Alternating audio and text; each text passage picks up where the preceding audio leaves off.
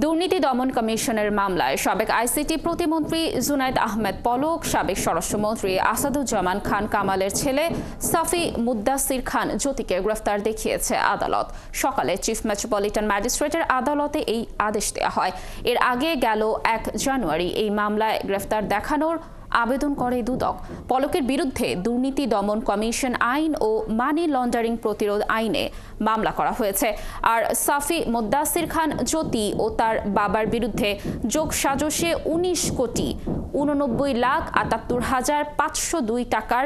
আয় বহির্ভূত সম্পদ অর্জনের অভিযোগ করা হয়েছে। এছাড়া উত্তরা পশ্চিম থানার হত্যা মামলায় সাবেক আইজিপি চৌধুরী আব্দুল্লাহ আল মামুনকে গ্রেফতার দেখানো হয়েছে।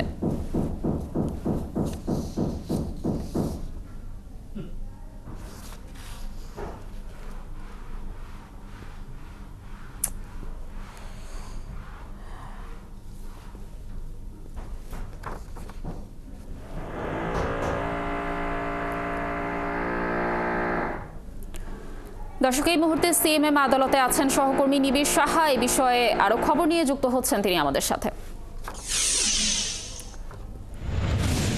নিবিড়, গ্রেফতারের আদেশ নিয়ে আদালত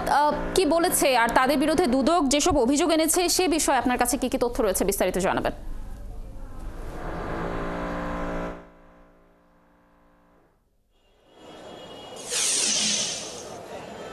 লাবণী, শুরুতে জানিয়ে রাখি যে আসলে সকালে সাবেক আইসিটি প্রতিমন্ত্রী জুনায়েদ আহমেদ পলক এবং সাবেক স্বরাষ্ট্রমন্ত্রী আসাদুজ্জামান খানের ছেলে জ্যোতি, এই দুইজনকে কিন্তু কোর্টে আদালতে নিয়ে আসা হয় এবং তাদেরকে দুদকের একটি মামলায় প্রথমে কিন্তু আসলে গ্রেপ্তারের আবেদন করা হয় এবং পরে আমরা দেখেছি যে সেই মামলার যখন শুনানি হয়, গ্রেপ্তারের শুনানি হয়, সেখানে আমরা দেখেছি যে আসলে আসামি পক্ষের যারা আইনজীবীরা আছে তারা কিন্তু এই দুইজনের, জুনায়েদ আহমেদ পলক এবং মুদ্দাসির খান জ্যোতি, এই দুইজনের কিন্তু আসলে জামিন আবেদন করে। যদিও পরবর্তীতে দেখা গেছে যে আসলে বিচারক তাদের জামিন আবেদন না মঞ্জুর করে তাদেরকে কারাগারে পাঠানোর আদেশ দেন এবং এই মামলাকে দুদকের মামলা এবং দুদকের এই মামলার বিষয়ে কিন্তু আমরা আইনজীবীদের সাথে কথা বলেছি। আইনজীবীরা যেমনটি আমাদেরকে জানিয়েছেন যে আসলে জ্যোতি এবং পলক এই দুইজনেরই কিন্তু জ্ঞাত আয় বহির্ভূত যে সম্পত্তি রয়েছে সেই সম্পত্তির খোঁজ পেয়ে কিন্তু এই মামলাটি করা হয় এবং জুনায়েদ আহমেদ পলকের আইনজীবী যিনি আছেন তিনি কিন্তু বলছিলেন যে আসলে আদালতে তিনি জানিয়েছেন যে আসলে এই জুনায়েদ আহমেদ পলক তিনি বেশ তরুণ বয়স থেকে কিন্তু আসলে রাজনীতির সাথে যুক্ত, পাশাপাশি তিনি পারিবারিকভাবেও বেশ কিছু সম্পত্তি পেয়েছেন, যার কারণে কিন্তু আসলে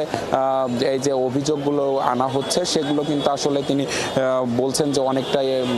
নাকচ এবং জ্ঞাত আয় বহির্ভূত যে সম্পত্তির কথা বলা হচ্ছে সেগুলো আসলে জুনায়েদ আহমেদ পলকের আইনজীবী কিন্তু দাবি করছেন যে আসলে তার সকল সম্পত্তির ওপরেই কিন্তু তিনি আসলে এতদিন ট্যাক্স দিয়ে আসছেন এবং যার কারণে কিন্তু কোনোটি কিন্তু অবৈধ কিংবা জ্ঞাত আয় বহির্ভূত সম্পত্তি না। পাশাপাশি সাবেক স্বরাষ্ট্রমন্ত্রী আসাদুজ্জামান খান কামালের ছেলে তার বাবার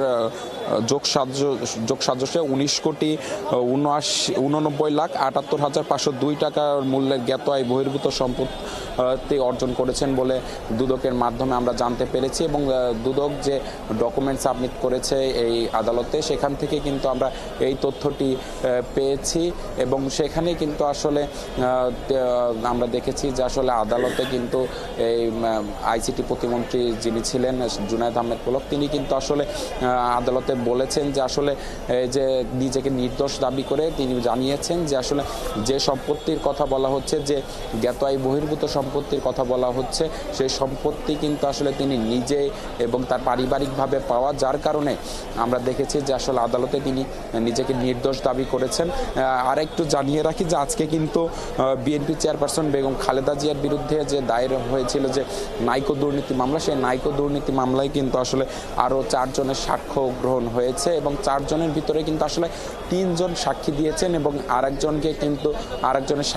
সাক্ষ্য কিন্তু নেওয়া হয়নি। পাশাপাশি আমরা আইনজীবীর সাথে কথা বলেছি, আইনজীবীরা যেমনটি জানিয়েছেন যে আসলে আগামী 14 জানুয়ারি কিন্তু এই মামলায় আরেকটি দিন ধার্য করা হয়েছে সাক্ষ্য গ্রহণের জন্য, সেদিন কিন্তু আরও কয়েকজনের সাক্ষ্য নেওয়া হবে বলে আমাদেরকে জানিয়েছেন। তো সবকিছু মিলিয়ে যদি বলা যায় যে আসলে আজকে এই যে দুদকের করা মামলায় কিন্তু আসলে জুনায়েদ আহমেদ পলক এবং সাবেক স্বরাষ্ট্রমন্ত্রীর ছেলে জ্যোতি, এই দুইজনের কিন্তু আসলে যে জামিন আবেদন সেটি নাকচ করে কিন্তু আসলে তাদেরকে কারাগারে পাঠানো হয় এবং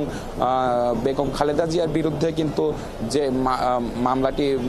হয়েছিল সেই মামলায় কিন্তু আসলে নাইকো দুর্নীতি মামলায় 4 জনের সাক্ষ্য গ্রহণ হয়েছে। তো সবকিছু মিলিয়ে এই ছিল আমার। ধন্যবাদ নিবিড় আমাদের সাথে যুক্ত থাকার জন্য। দর্শক, যেমনটি বলছিলাম, দুর্নীতি দমন কমিশনের মামলায় সাবেক আইসিটি প্রতিমন্ত্রী জুনায়েদ আহমেদ পলক সহ সাবেক স্বরাষ্ট্রমন্ত্রী আসাদুজ্জামান খানের ছেলেকে গ্রেফতার দেখিয়েছে আদালত। এই বিষয়ে সর্বশেষ তথ্য জানাচ্ছিলেন আমাদের সহকর্মী।